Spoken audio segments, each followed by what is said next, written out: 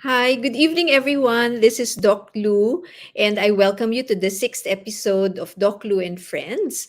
And for tonight, we're going to talk about the really hot topic for this month, I think. And this is what we call dealing with the new normal, reunited. And it feels so strange.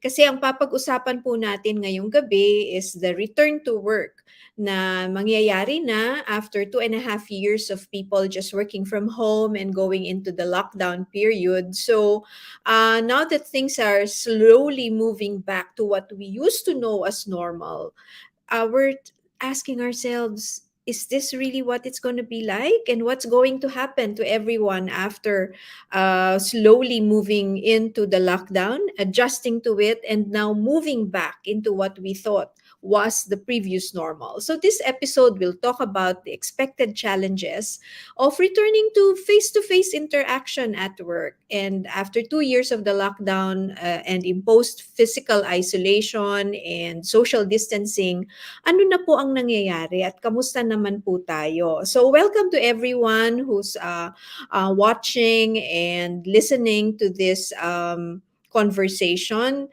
Just a reminder to everyone, this is a live episode and you feel free to ask your questions as we move along with our discussion.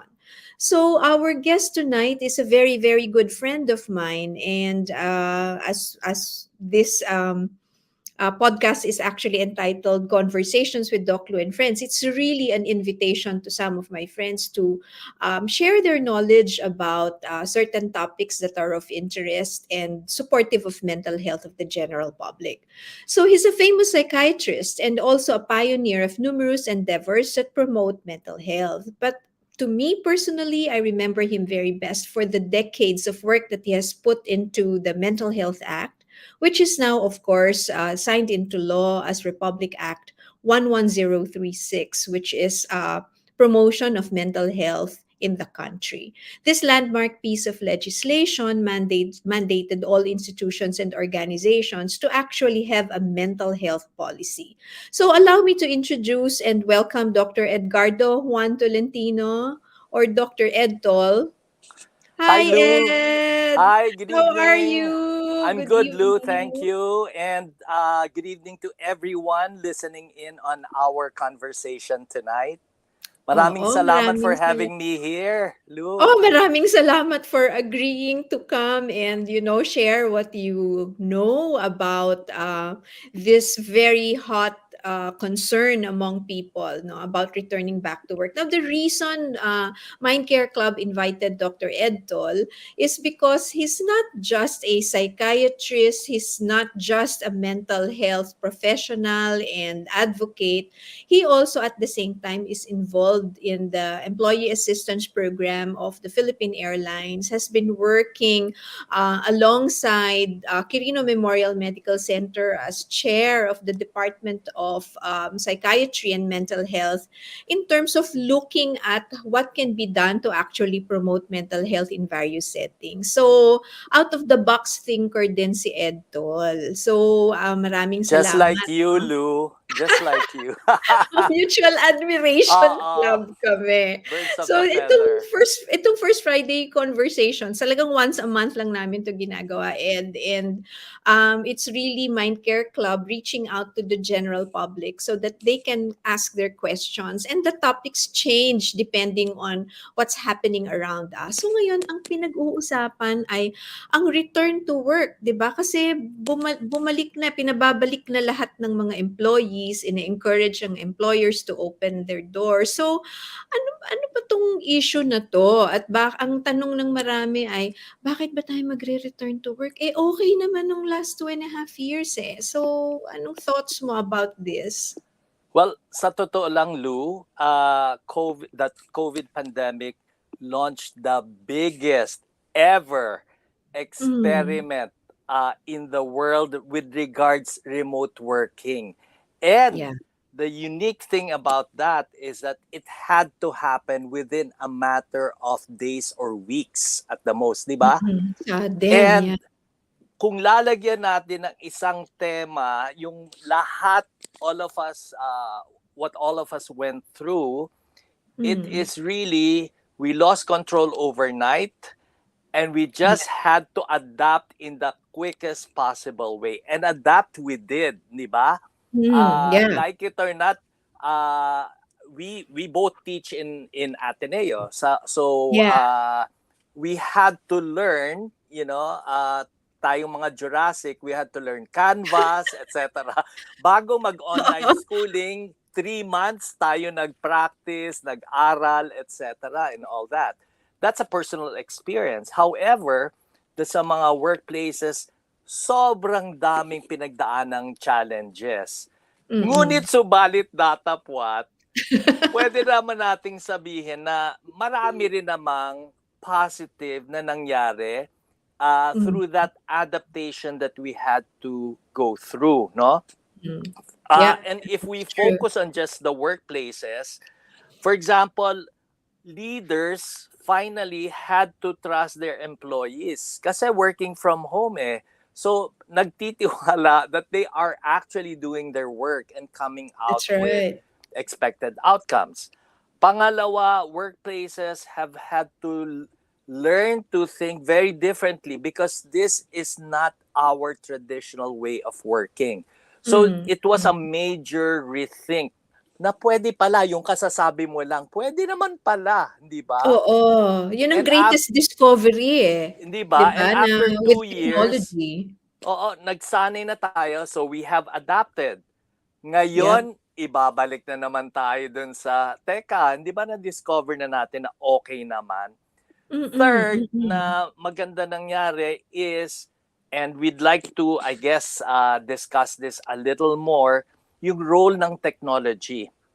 That's right. Oo. Especially sa ating mga doktor sa healthcare, but more so sa workplaces, naging prime ang technology.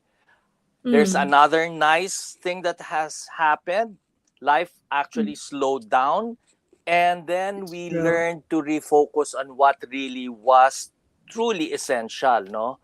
Our Mm. families, our relationships. We had time, yung dating commute time natin na convert into quiet time for, coffee, just to reorganize our day, etc. So, maganda Mm. itong nangyari. So, another positive yon, no? Then we learned, very important, that na I want to keep with me, who and what matters most talaga. You know, Yeah, hindi napakalaking ba blessing yun nung pandemic, unlocking 'no? blessing? Hindi naman Mm. pala you need so many friends, so many close colleagues, etc. Just those that mattered the most. And That's of true. course, as you mentioned, kailangan, as both of us try to do, we really learn to think outside the box, no? Beyond ourselves. We learn to consider, hindi ba nauso nga ang community pantries because people were not Mm. just thinking of themselves anymore. Mm. Ang daming Mm. heroic na deeds na nangyayari all around our community. So, in a way, a lot of blessings. But now that it's returning to the next normal, kasi nga, That's hindi na raw right, pwede that's yung right. new normal, Hindi na. ah nandyan na yung anxieties, fears, nandyan yung mga dating merong trouble, for example, sa mga boss, yung mga trauma nila with their bosses, Oo. yung mga emotional disturbance. Some are really emotionally disturbed by this, by the way. Um, just before we went on cam sa Mm. show, I was telling Lou here na I even have a patient na masasacrifice ang Mm. relationship because they have been living in together during the whole more than 2 years, going on three. Mm.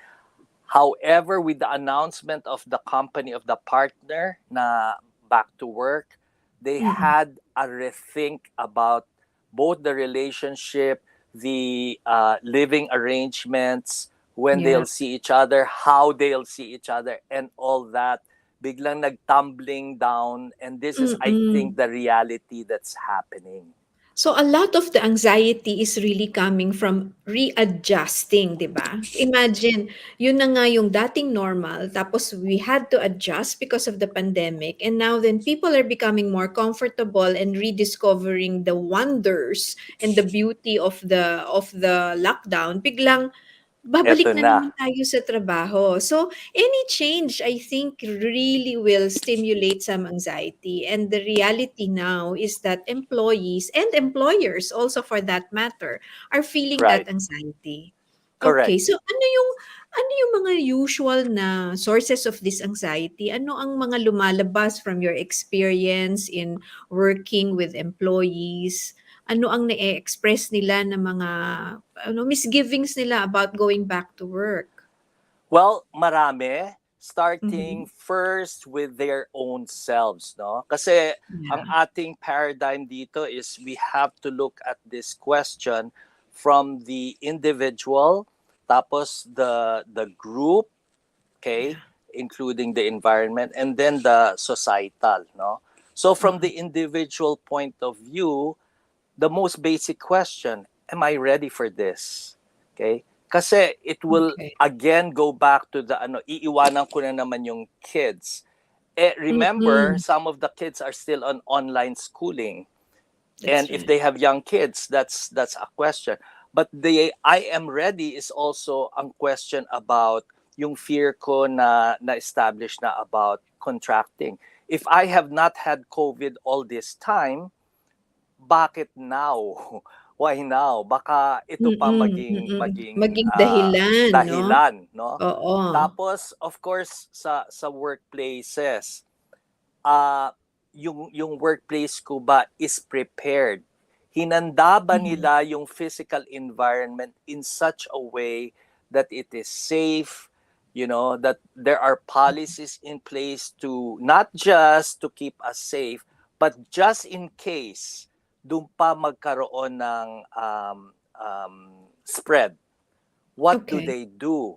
Has that Mm. been defined? Sinabi na ba ng workplace kung anong expectations and Mhm.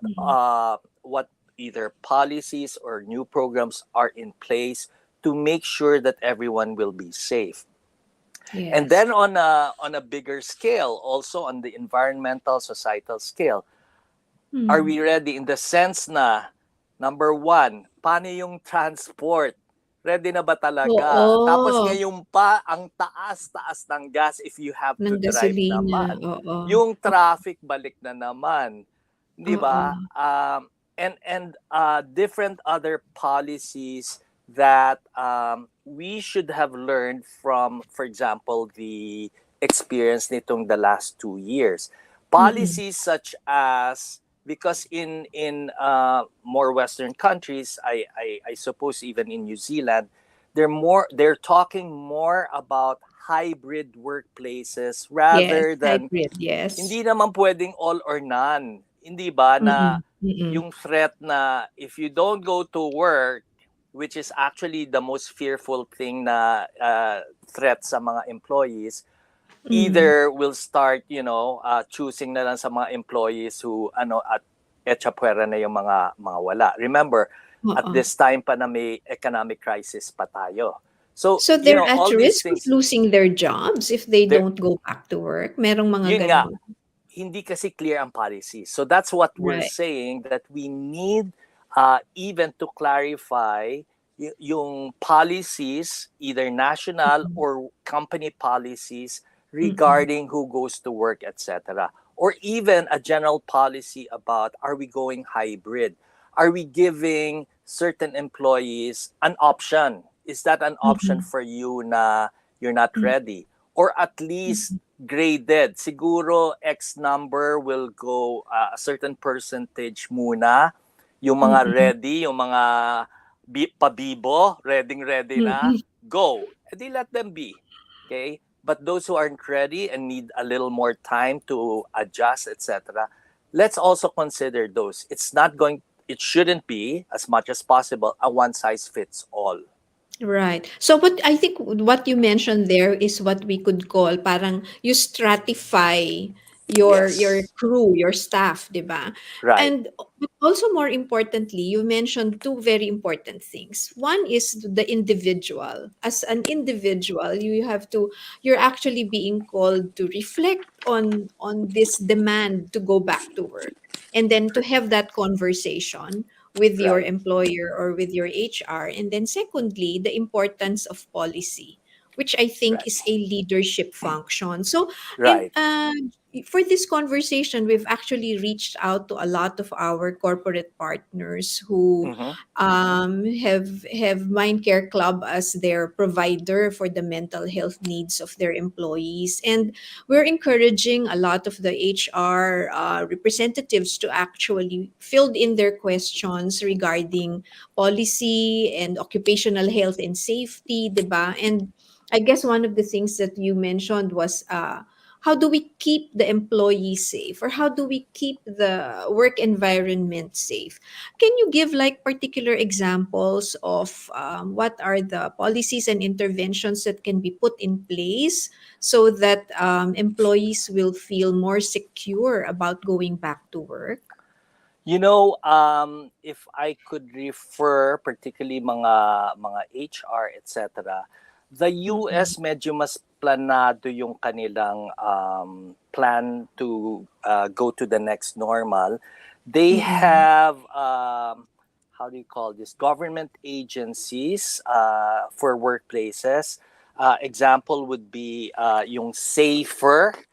I forgot what it Mm-hmm. stood for, pero these are they actually have come up with the different suggestions for companies to adopt in order to keep their workplace safe, no? And Mm-mm. when we talk about safety, uh, it it uh, it covers the whole gamut of both the physical slash of course yung infection and all that, Mm. as well as mental health safety.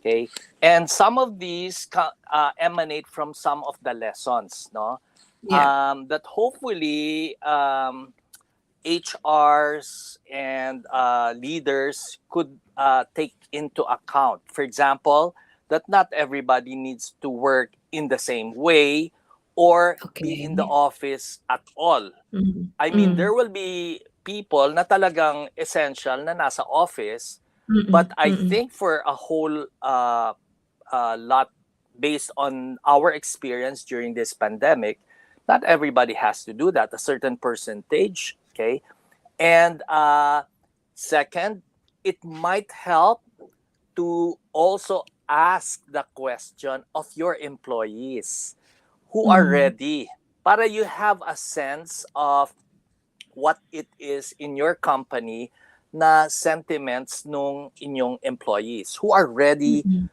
to work. What are the concerns? Okay, so it's Mm. not so much the company saying do this, do that, but getting it from the employees themselves, no? So Second, participative 'yun, 'no? participative, highly Mm. participative, Have that especially in conversation with the have the employees. conversation, and it has to Yeah. be deliberate, di ba? Yes. Talagang gustong alamin, and that already projects to employees that you as employers care. And Right. ang ang kapalit niyan is of course yung loyalty nung employees, yung Oo. appreciation, they become more dedicated, etc. No? Kasi Second, they can sense that the employer is actually concerned concern, about how definitely. they're doing, yeah? Okay. Correct. Yes, definitely. The other thing that we have to learn from what has happened to us is that returning to normalcy is not like, yung ating old tape recorder na pause. Okay, play na Rewind. ulit, rewind, Oo. pause. Oo, play, Hindi. rewind. Oo. We have to consider na hindi suddenly force play itong mangyayari. Things have changed. So many this pandemic, it was something unprecedented. There's so Mm. many learnings, but there were also so many difficult or challenges, difficult situations or challenges that we went through. And Mm-mm. it might be justifiable to listen to the concern. Balik na naman tayo doon sa una nating sinabi. And address those. Anong pwede nating i-remain paused muna? Anong Oo. pwedeng full play? Okay? Mm-mm. And also, we have to constantly remember that even based on studies, for example, on the psychology of past pandemics, Mm-mm. there will be long-term workplace implications of this particular pandemic. Even more Yeah. so siguro itong latest na pandemic na to.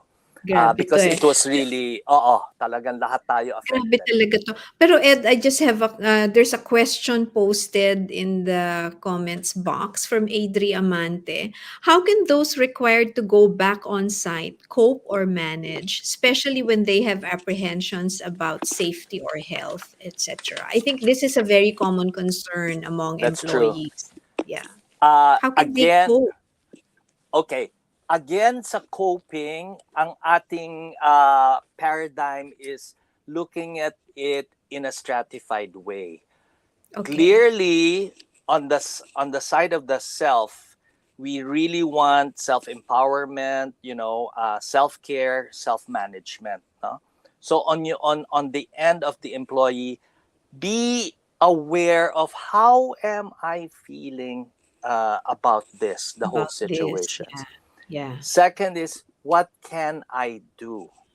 And the basis of answering what can I do would really be going back to, we've had 2 years of practice and more. Mm. How did I cope with this? And this is or has been, it's not has been pala. Hindi pa tapos dot Hindi pa pa has tayo. been. Oo. Oo. But ang dami na nating natutunang lessons. We learned more about our strengths as well as our weaknesses. What did I Mm. do towards those? How Mm. do I practice resilience, okay, to get Mm. back? How do I lessen my fears? For example, how do I address the my fears? Infection. Ano bang latest data? Mm. Napakaliit na pala ng numbers. Ito na lang ang ano, we're now confronted with BA2.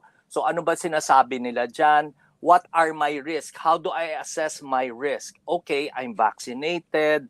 I've had a booster dose, etc. Or you may have had even a mild Omicron. So less ang risk versus somebody who. So get the facts, okay? That Okay, get will the facts is important. that's very Okay. important, okay? Get accurate scientific information, okay? Yes. Learn what is going to be expected. So on Mhm. your own, kailangan alam mo ano ba mangyayari. Kasi sometimes we're reacting pero ang laki pa nung bubble of no information. So fill it up Right. with factual information. Kasi doon Mm. tayo nagkaka-anxiety kung napakalaki ng gap nung hindi natin alam. Hindi Punuin natin alam. natin ng Oo. facts na reliable, na database, etc. Okay? So, Eh, siguro importante din sa managing ng anxiety is looking at the reality, no? Na gaano ba talaga real yung risk ko as an individual, 'di ba? At kung meron akong risk, ano ang mga pwede kong gawin to lessen that those risks. risk? Right. Oo. Kaya nga, it's either, doing actions, yun nga, getting your Yeah. vaccine, blah, blah, blah, Oo. yung information, so sa thinking, kasi sometimes it's the impression that we have, so fill it up with factual information, Mm-mm. connections, find out from your peers, okay? Usually, hindi ba, there's strength in numbers, so kung Mm-mm. Mm-mm. marami-rami, you're more or less in the same say category, risk category, etc. Parang I would feel a little better, no? Um, Okay. and then yung sinabi ko next stratification sa workplace. So anong Mm-mm. ginagawa sa workplace? What will I expect and what is going to be expected of me? Are there new Mm-mm. policies? new Mm-mm. policies with regards what if somebody gets COVID, or new Right. policies regarding, yung work time. Is it going to be pure face to face, or is it going to be hybrid as predicted in a lot of Mm. the Fortune 500 companies, for example? Mm-mm. So get those policies again. That's filling in the blanks, getting Right. the knowledge Right. right. Okay. And then finally, yun nga, yung planning ahead. Ano bang, are there means? For example, I know some patients have made plans of riding together with other people para to address the gas issue, to address Mm-mm. parking issue, etc., etc. Just to Mm-mm. lessen all the anxieties, this is to readapt to the next normal, because iba na talaga ang magiging situation. Mm. Ang maganda I think to sa discussion na binibigay mo ngayon, Ed, is that it is a collective effort to handle the anxiety of going back to work, no? So employees cannot totally depend on the employers to do the fixing of the That's right. problem. And just as how the employers cannot expect the employees to just follow a one size fits all kind of policy. So the policies are being made as we Mm-hmm. go back to work, That's right. and Yeah. it's going to be different for every kind of organization depending on the business that you are involved with, no? So That's right. yung hybrid, for example, mangyayari yan para sa mga industries na pwedeng part of the organization is doing online work or virtual, and then Mm-hmm. another part of the organization will actually be doing the physical face to face. Ang isa pang ginagawa kunwari dito, ang ginagawa namin na hybrid style will be, if you can do it online or virtual, then that is preferred, and Mm-hmm. then you can do the face to face. That's one. The other one Mm. is working in pods. So merong That's teams nice. na on-site ngayon, tapos next week yun yung naka-work from home. So it Correct. Yeah. solves the problem of the physical distancing that's required, kasi hindi naman nagbago yung size ng mga opisina eh. Ganun pa rin, Correct. 'di Yeah. ba? Right. Tapos yung isa namang klaseng hybrid work is, aside from working in teams, inayos din yung physical arrangement sa office so that every workspace is at least 2 meters away from each other. So, Correct. meron Yeah. talagang mga pwedeng gawin na hindi masyadong magastos on the part of the Mm-hmm. employers. Merong comment from Cherry Bernardo Lazaro. Sometimes it's also a breather to do work in the actual workplace, especially Mm-hmm. when there's too much distractions at home. Oh, that's Right. very true. And of True. course, consider also the hassles of transportation, where to get food, etc. Yeah. In Would you like fact, to comment on that? yes.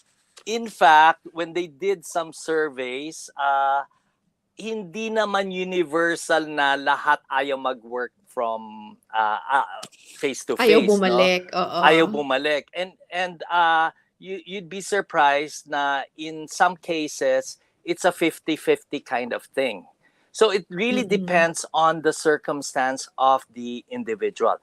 Uh, yeah, Cherry. So I was wondering kung anong age ni Cherry, because sa totoo lang, yung demographic was not fair dito sa nangyari sa pandemic. And kami ni Lou were comparing notes, no? And sa Oo. totoo lang, women, you were the worst hit, especially if you are in the millennial age group. Why? Because kayo yung uuwi nga sa bahay if you have very young kids, 'di ba? Kung millennial ka, Hmm. medyo very young ang kids mo.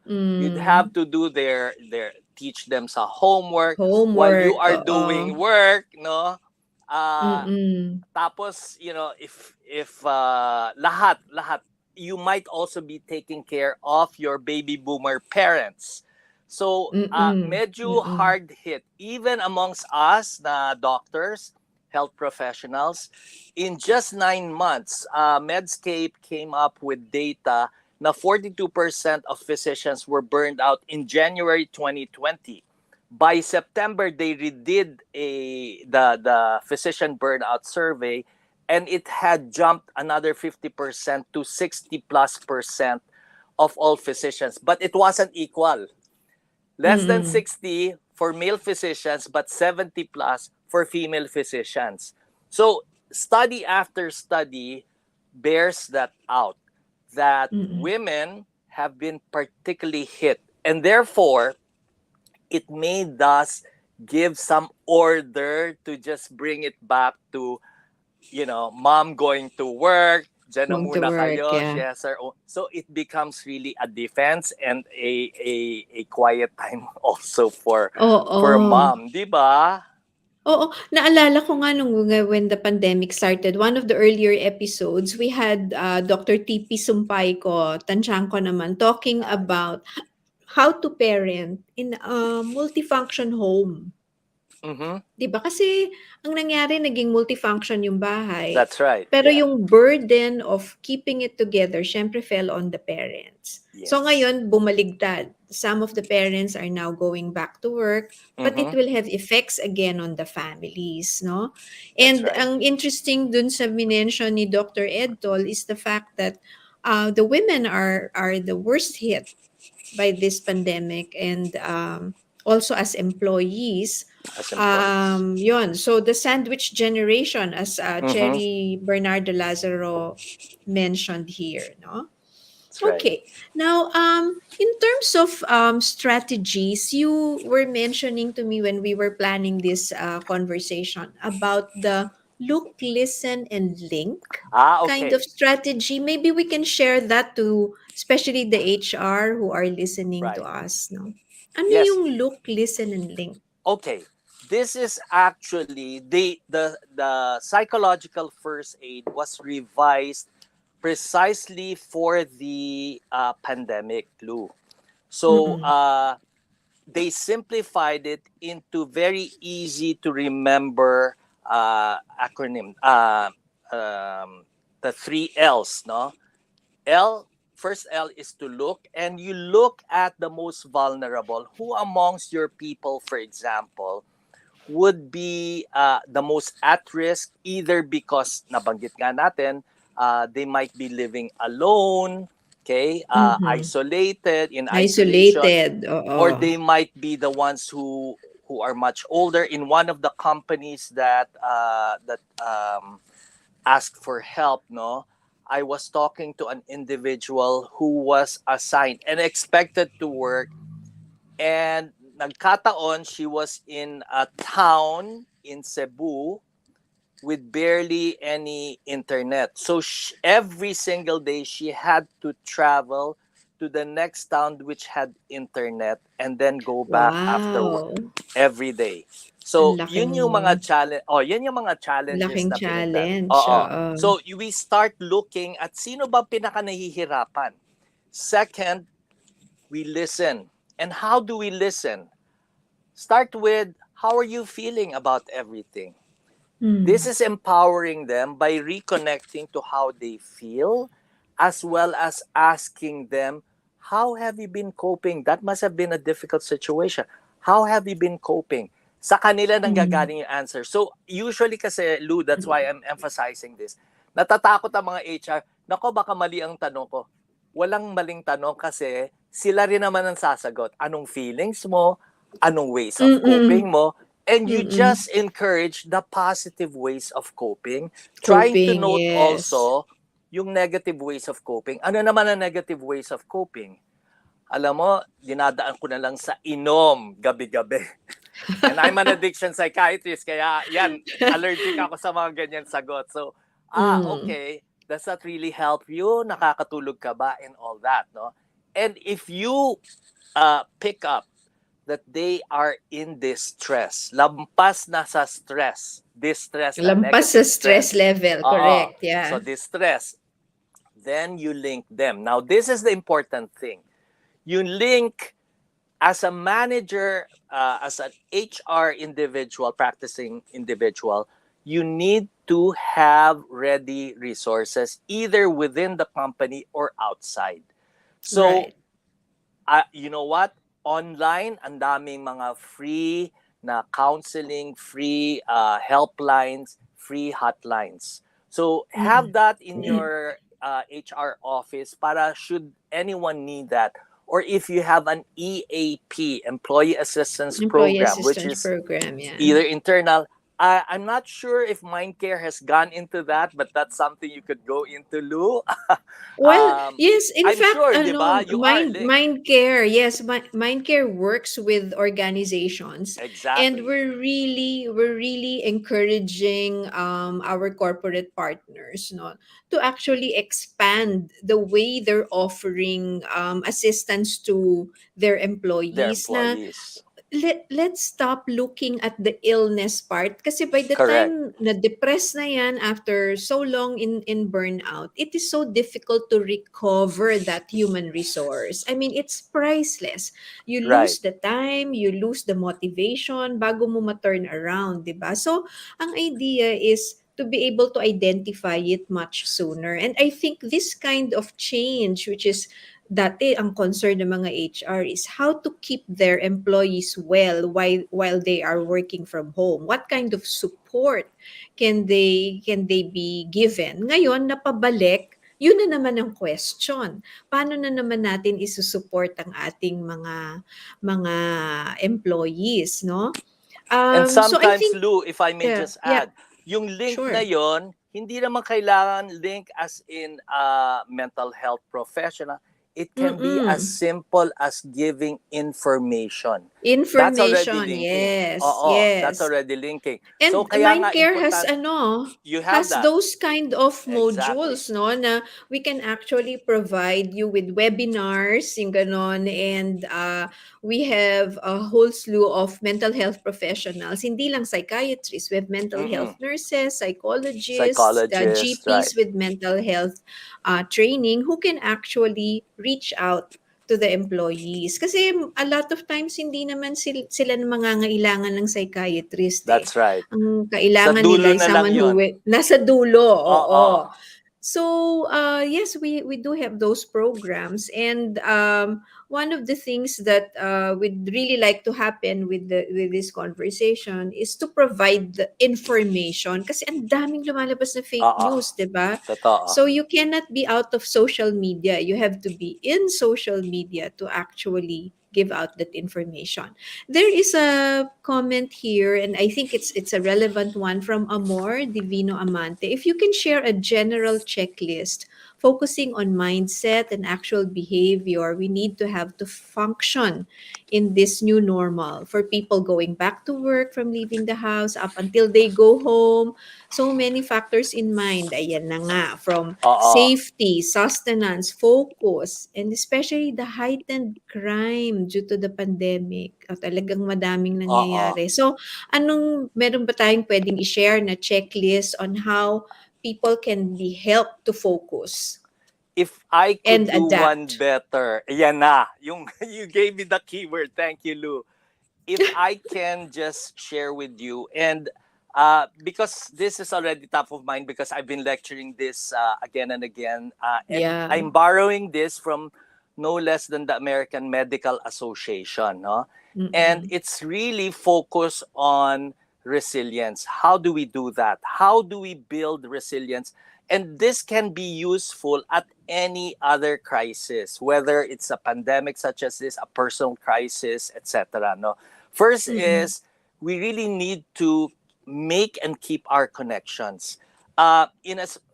Usually, lalo na sa mga doktor, sanay na tumulong pero hindi naman ready humingi ng tulong. So, dun sa making connections, as much as we are ready to help, and I think a lot of us did that during this pandemic, we should also be open to seeking help. Second Mm-hmm. is, this is the time more than ever, and we still have time for your self-discovery. Ano ba strengths ko? Ano nakita kong nangyari na pwede ko pang gamitin even in future crises? At ano Right. naman ang mga weaknesses na kailangan kong trabahuhin while there's still time? Next Yeah. is, and this always happens, and this is the biggest thing that has happened, accept and manage change. Siguradong may pagdadaanan tayong changes in our lives. Kesyo tatanda, ayan, mea culpa. o di kaya itong pandemic.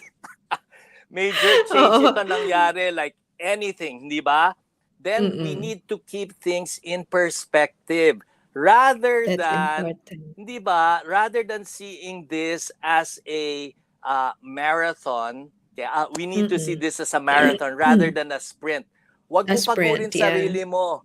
Step by step lang. Kasi aabot rin tayo Dahan-dahan. yan. Oo, Dahan-dahan. Slow by dahan-dahan. slow. Hindi ba? Mm, mm. Then learn to take decisive actions. How do we do that? When there's a problem, yung problem-solving skills, ano bang options ko? Anong Mm. option A, option B, option C? Anong pros ni Right. A and cons? Pros and Pros, cons. So oo. anong best? And then this leads to the next, which is move towards your goal. So if you decide option A is the best, go for it. Okay. However, assess as you're moving Oo, forward. be Be ready ready to to change change also that again. decision. On next, di Yes. ba? Yung book na Who Moved My Cheese. You Who will moved my never cheese? taste Oo. new cheese unless you get rid of the old cheese. Bitawan mo na si old cheese para mahawakan mo na si new cheese. And Mm. sa dami ng pinagdaanan natin, nurture your self-esteem. And what I emphasize in this is learn to say no. Tayo mga Pinoy, yes lang yes, kahit hindi na Hirap natin nan. gusto, yes. That Oo. actually doesn't honor yourself. Parang Mm. inaano mo lalo ang sarili mo. You're putting yourself down. So, Mm. nurture that. If it's a no, I'm sorry, but, sabihin na lang natin in the nicest of way. Then, when we go through crisis, difficulties, pandemics, knock on wood, wag na Mm. mangyari, maintain hope and positivity. Kung ano man. But, allow me to just qualify optimism here. Realistic optimism. Kasi hindi Realistic naman pwede, optimism, oo. hindi Hindi naman puwedeng pwede yung toxic 'yan, masyado, oo. yung flying high ka na, I'm so happy, happy na. Kailangan realistic pa rin. And of course, which is part of universal care for oneself, physical, Mm. emotional, and spiritual care for the self. Do not forget. And how we see things finally in resilience is being able to see crises as Mhm. surmountable. After all, nakailang world crisis na tayo, nakailang That's world wars, true. buhay Mhm. pang mundo, Buhay nandito pa rin pa. tayo. So with Mm. all those, it doesn't happen overnight. It doesn't mean that if you're resilient, hindi ka prone to failure. You will fail. You can fail.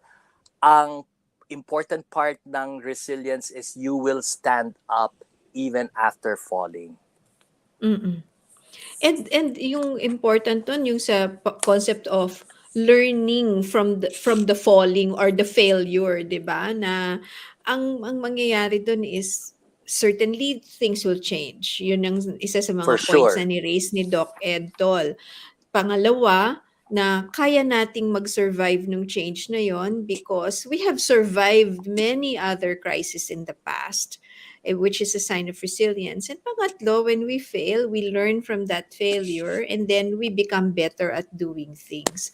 So napakalaking aspect dito ang talaga ang self-knowledge, no? That you are Very. reflecting on what's happening to you, learning from the 2 years that we have been dealing with COVID. And also, as employers, I think ang importante is being able to look at your environment and valuing the employees that continue to work with you, no? So kasama yung kaya maganda yung sinasabi mo kanina na look, listen and link, no?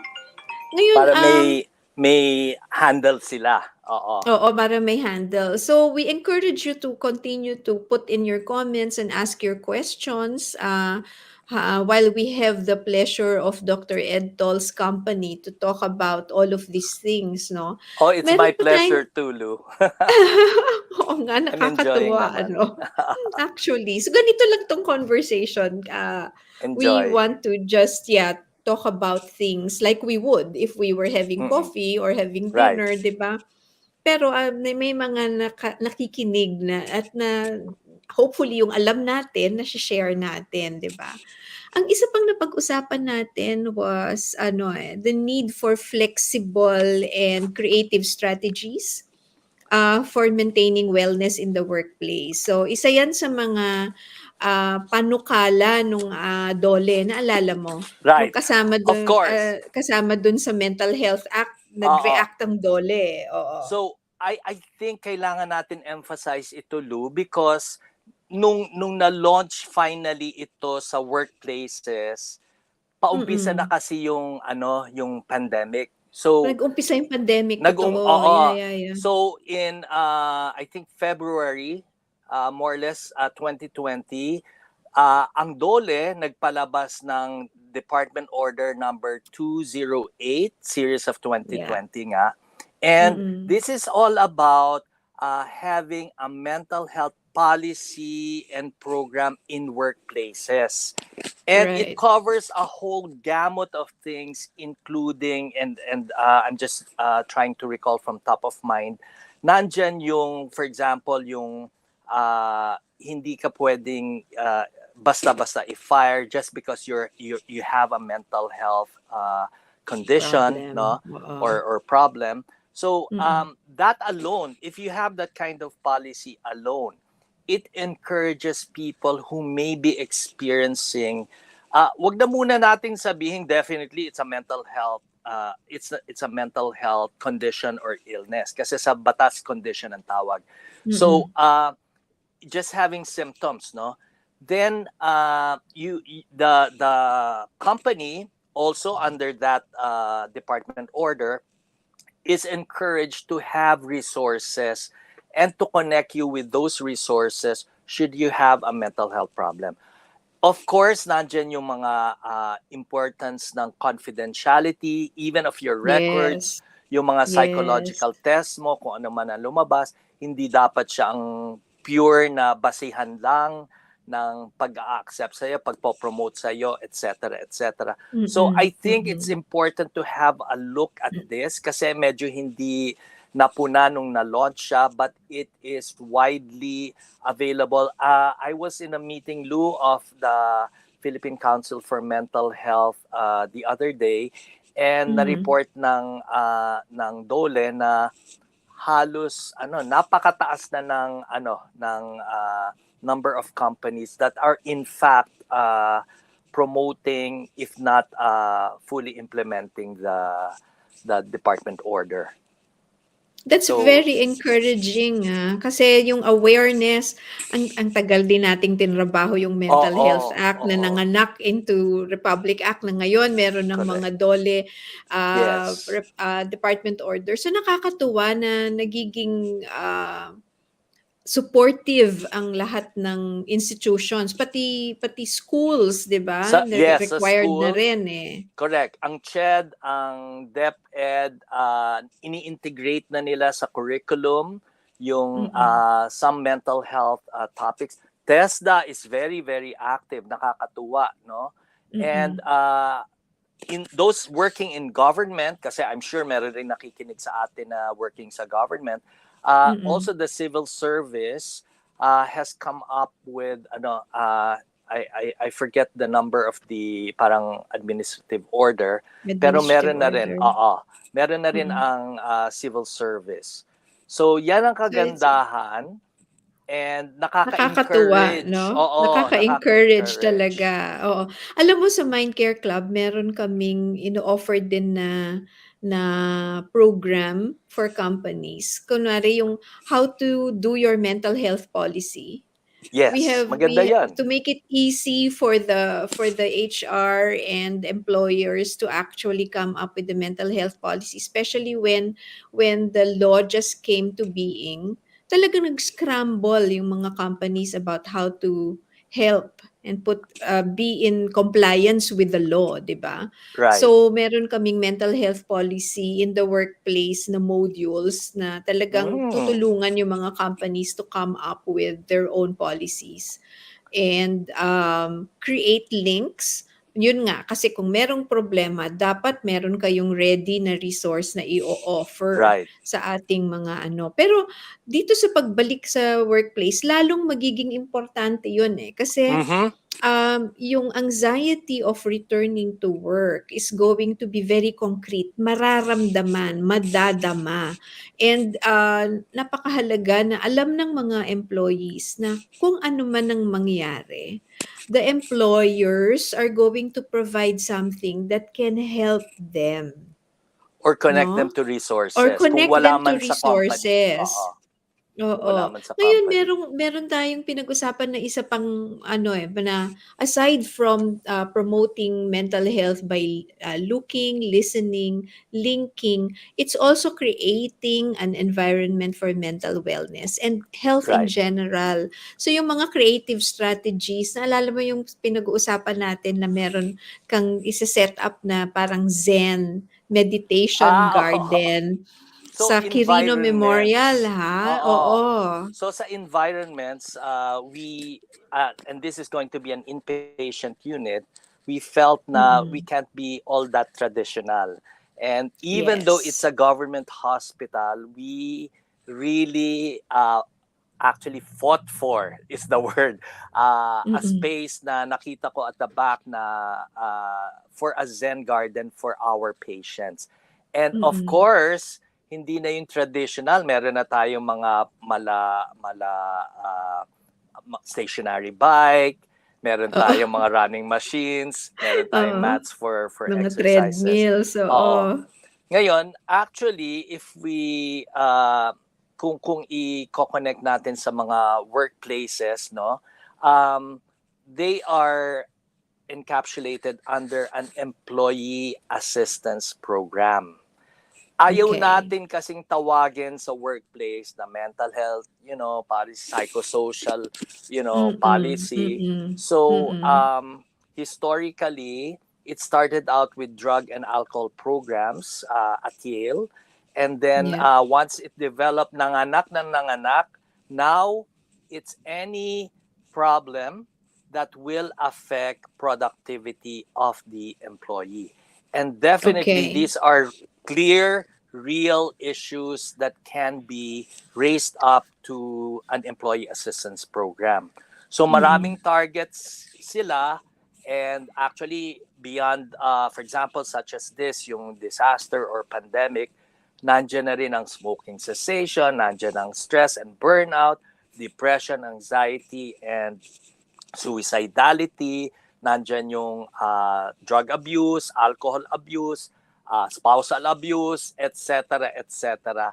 Ang Naging dami. umbrella na for Yeah. any of the psychosocial problems that may affect the productivity of employees. Now, in terms of, because nandyan nga ang mind care, in dollar terms, in the big US companies, they were able to quantify it in terms Mm. of for every $1 that is invested in EAP for each employee. For example, for McDonnell Douglas, yung Mm. airline company, you have a Mm. return on investment of $5. Saan nanggagaling yung $5? Reduce absences, reduce pilferage, reduce etc., more Mm. productivity.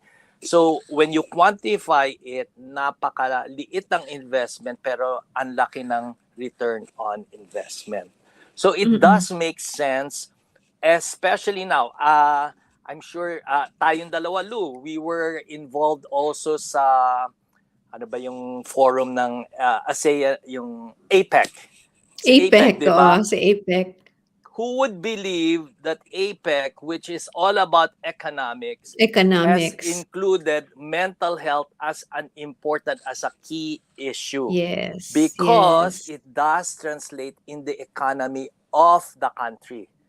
So really, it makes sense that we all invest in mental health of our people. More especially as they come back, syempre, ibabalik natin sa topic natin, as they come back to the workplace with a totally different sets of expectations, yung different realities, okay? A lot of changes. This is a time we need to invest on their mental health. After Mm-mm. all, mental health has been considered the parallel pandemic or the echo pandemic to the To COVID, the COVID pandemic, to the totoo 'yan. contagion. Oo. Kasama siya sa tinatawag nilang long COVID, eh. Correct. Yung Yes. isolation at saka depression, tapos yung anxiety of just continuing to change. There's another question, Ed, from Cherry. Hello, Cherry. Thank you so Hi, much for Cherry. joining us. So on Look, Listen, and Link, after looking and listening, what do you do po if a coworker does not want to be Okay. linked? Or what simple steps can we do or pieces of advice can we give? Oh, this is a Thanks, very real Cherry. Oo, situation. and Yeah. very practical. Cherry, that's a Mm-mm. very practical issue. You know what? Pagka sinabi nating link, it does, as I mentioned earlier, hindi naman necessarily na mental health professional right away Mm-mm.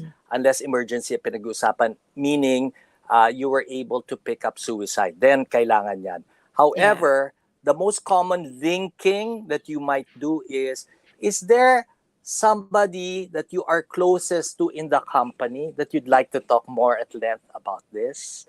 Or are you Mm-mm. close to your immediate boss? Siya ba is someone na mapapagkatiwalaan mo to say these things? That is already linking. Or it could be a relative. For example, during this isolation and quarantining, kung may kakilala tayo na, living alone o yung elderly na neighbor, etc., just by, giving them a call, you are linking yung social connection na nabanggit natin sa resilience. That's already linking. So let's dispossess ourselves na yung link necessarily has to be a mental health professional, except, as I mentioned, kung pinag-uusapan natin, may na-pick up kayong something emergent, no? Mm-mm. Or Mm-mm. urgent. Mm-mm. Ang isa pa kasing maganda siguro, Ed, is kasi merong instances na after they share what they feel with someone, nag-uusap-usap sa trabaho, 'di ba? Na pagchitsismisan Correct. na, "Oh, uy, si ganito, ganito, ganyan ang Mm-mm, mm-mm. pinagdaraanan." So, Right. part of the linking, I think, is really providing that safe space, no? Safe That space, you right. can actually disclose how you're doing without being judged. Correct. So Cherry, yun siguro in that particular situation, as Doc Ed Tol was saying, linking is not necessarily a formal link to someone who is a mental health professional, but a lot of times it's also within an organization, finding a circle of care where you feel you can trust people around you and not be judged. Ang hirap niyan, ha, and that is a lot of culture building Right. in groups and organizations. But I'd So, want to share this, Lou, because I thought it was really difficult. So yung sa Kirino na nakwento mo kanina, syempre pa-cute mm. kami para, mas madaling Para lumapit. So, para oo, para para pumayag sila. so we call it hip hop, o di ba? Pa-cute. Health Oy, ikwento Employee mo yung Assistance hip-hop, oo. Program. So Health Employee Assistance Program, healthy na OXPA. Now, Okay. you mentioned something very important that connected me. So during the pandemic, we put a sub program. So if you're having any difficulty whatsoever because of what's going on, the changes, sa work, etc., you could approach this sub program, which we called Ligtas na Kanlungan, Safe Haven. Safe. Oo. So you could call in, self-refer, you could just, we give our Viber numbers, kaming apat na consultants doon. Just have yourself schedule. Yung ganyan. So this was our way of being able to help. And guess what? Uh, Mm. Pre-pandemic, halos, pakonti-konti, nag-zoom 300% ang referrals. Individual pa lang ha. There were groups also, but tumaas din ang utilization nung program. Yung So program. Oo. alam ko deep in my heart there is a strong need talaga. The numbers, Mm. we had to look at the numbers, and wow, pati yung medical director ko nagulat. Grabe pala ang this so it was actually yung bossing namin considered it as one of the impact programs ng Quirino during this pandemic. Mm. Very helpful. Ang laking bagay 'no, ang laking bagay. Pero kasi hindi siya concretely Hindi nga na eh. Oo. nakikita, eh. Unlike for example kung nadapa o nabalian, concretely nakikita mo na may nagbabago. Pero kung Right. kunwari nasiraan ng loob, papaano yun, 'di ba? Hindi siya nakikita, Mm-mm. nararamdaman. And I think that kind of sensitivity is so important in bringing the employees back into the workplace. I guess most employers would have to assume that a majority of the employees will have to go through an adjustment process. And so therefore, there will be a phase where things will not exactly be the way they are. So the now normal is not exactly a new normal, but an evolving normal. Evolving. That's true. I Mm-mm. like So that. oo, 'di ba? Yung ano siya, nagbabago, rolling Mm-mm. siya as True. we go.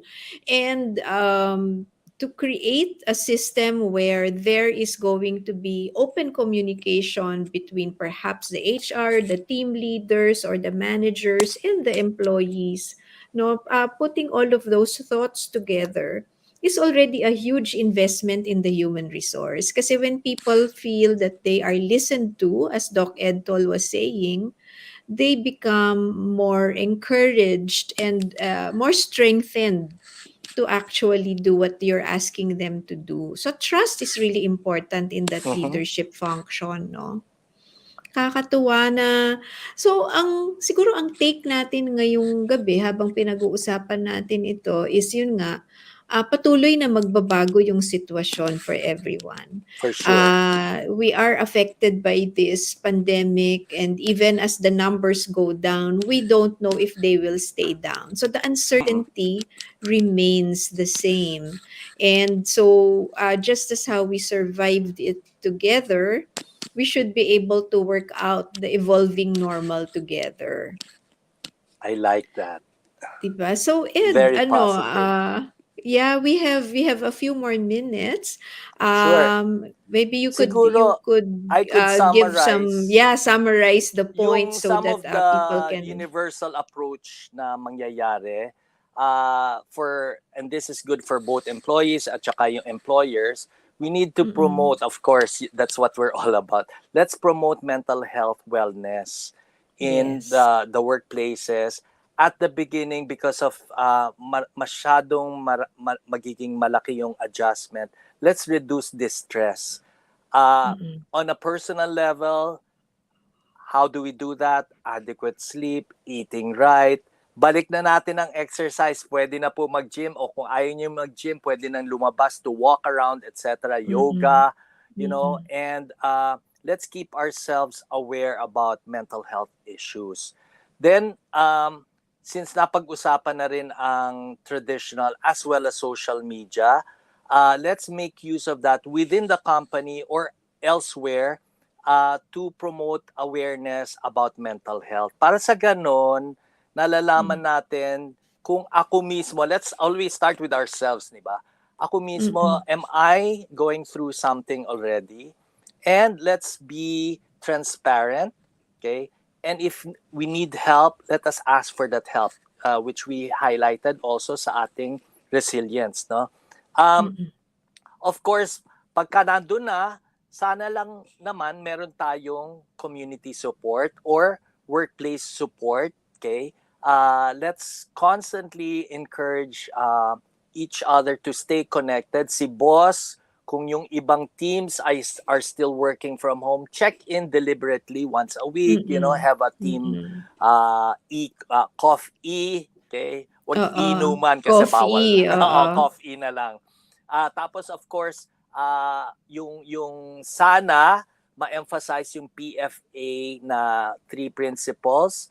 Look, start with the vulnerable individual. Sino ba nangangailangan talaga ng tulong to start with? Mm. Sinong Mm. medyo and by the way, sa workplaces, wag na po natin tignan yung umiiyak na, etc. It could be through workplace manifestations. Look at the nag-change ba yung attitude, nag-change ba ang behavior, or meron ba tayong objective na nakikitang pagbabago? Pumapasok na ang laki ng eye bags, etc. Hindi natutulog, parang hindi kumakain sa lunch, hindi nagjo-join. Approach, umpisa na natin yon. And let's already screen out. Then, listen. So, matuto tayo how to listen. Just draw the person out. Ano ba pinagdadaanan mo? How are you coping, etc. Gusto mo ba ng tulong? Do you need other information? Yun yung link, no?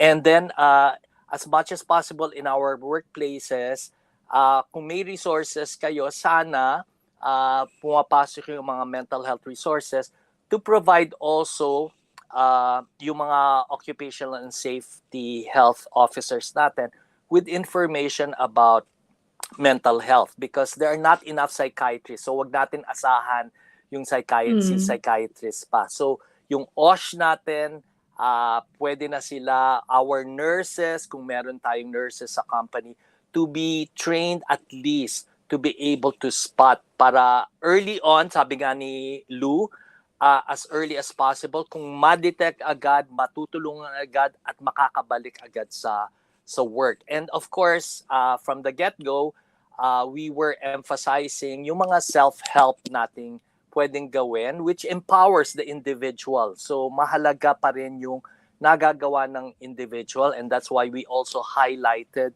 the different resilience, how to build resilience. No? How to build resilience. And Yeah. of course, ito reality na kasi pera-pera to. Alam natin that there will be major problems economically. So perhaps either directly to the company or baka may yung subsidies or government, etc. Do creative ways by which financial support can be given or other kinds of support. For example, kung dati may pa-gym kayo, lagi naman sara ang mga gyms ngayon, paano pa nila mako-convert yon in a more practical way sa kanila. So that's a more universal approach in the post-pandemic world, in the post-pandemic era.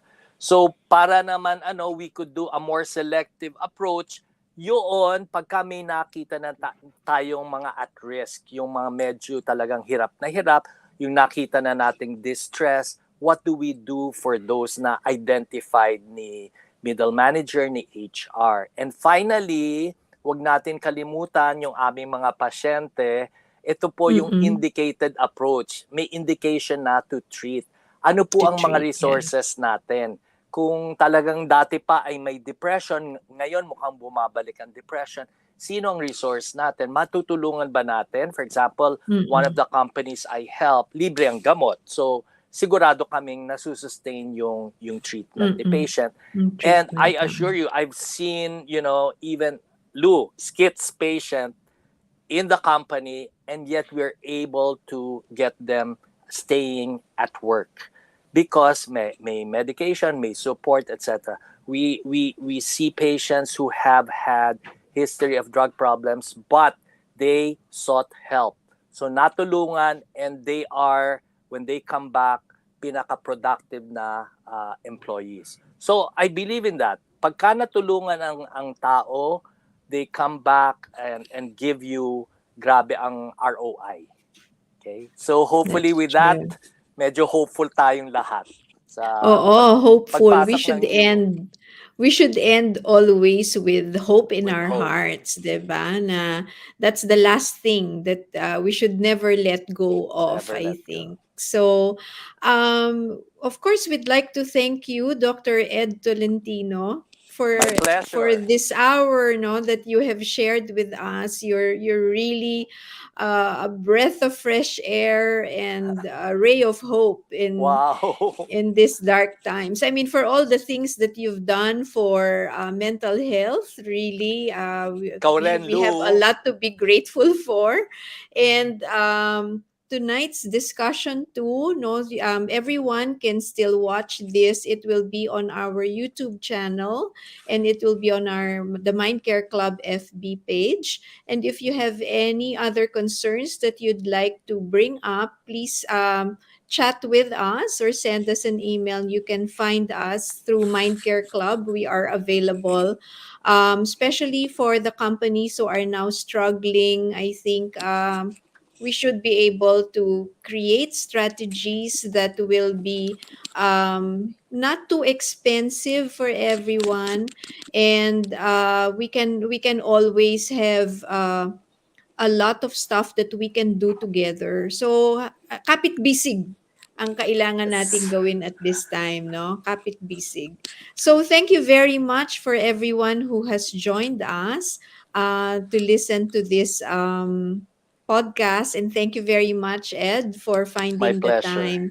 Maraming salamat sa lahat and good evening, everyone. Stay well and stay safe. Take care of your minds. Bye-bye.